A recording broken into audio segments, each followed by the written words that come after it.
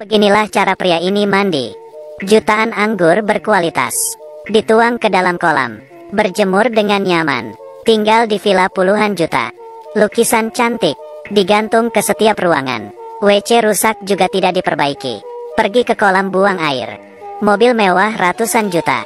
Setiap hari ganti. Setiap hari makan tidur. Kehidupan yang santai. Kenapa tidak ada yang peduli? Kehidupan masa depan. Wabah virus. Ia menjadi orang terakhir di bumi. Berkendara ke seluruh Amerika. Satu pun tidak ada yang hidup. Ia merasa stres. Petunjuk terakhir. Menemukan sebuah villa. Dan membawa barang kuno. Menghias rumah. Karena kepunahan manusia.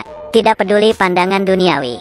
Belanja ke supermarket. Lihat apa? Langsung diambil. Dan tidak perlu bayar. Merasa tidak puas dengan bola bowling. Ambil lampu dan akuarium.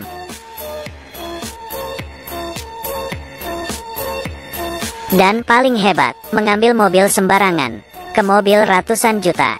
Pelan-pelan dorong. Turun. Kehidupan yang bahagia. Tidak berapa lama, ia mulai merasa kesepian. Di koran lihat wanita tua. Ia merasa sangat cantik. Ia melihat orang yang lama sudah dikaguminya. Jendela, Dewi, baru mulai masuk. Dan heboh. Senang berkenalan dengan Anda.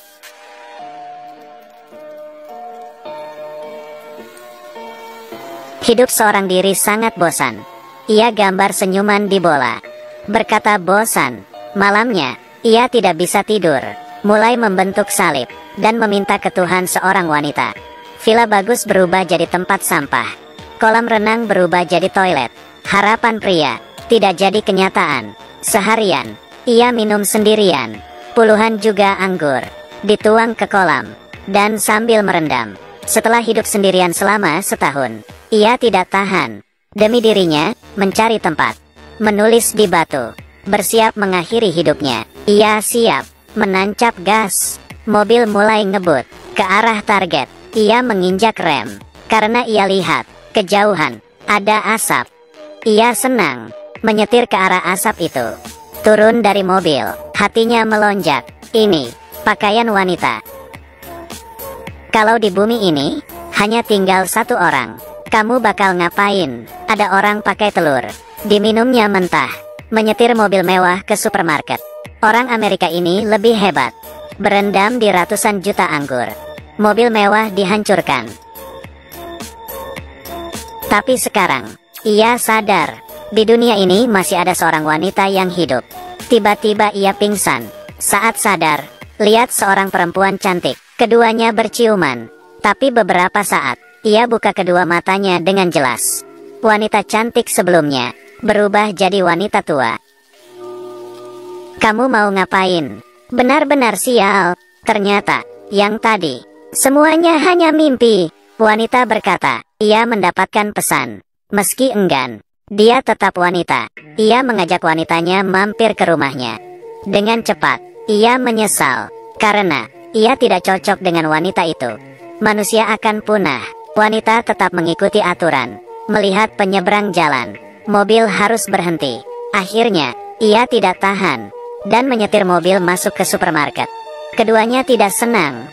Esok harinya, wanita pindah ke sebelahnya. Pria kesal. Pergi ke sana. Wanita tidak menghiraukannya. Karena menurut dia, yang paling terpenting, mereproduksi manusia.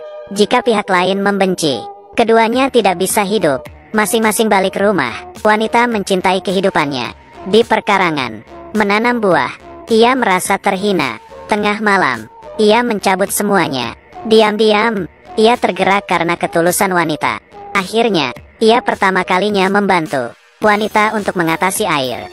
Keduanya bertemu, memutuskan untuk memproduksi manusia.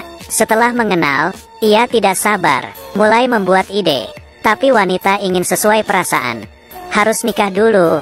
Pernikahan direncanakan esok harinya. Ia sangat senang. Saya tidak tahu.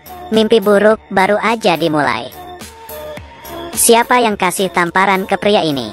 Sehari sebelum pernikahan, ia sibuk menyiapkan secara detail dan detail. Tapi pria tidak peduli. Melakukan apa yang ia mau. Mencoba berbagai jenis permainan.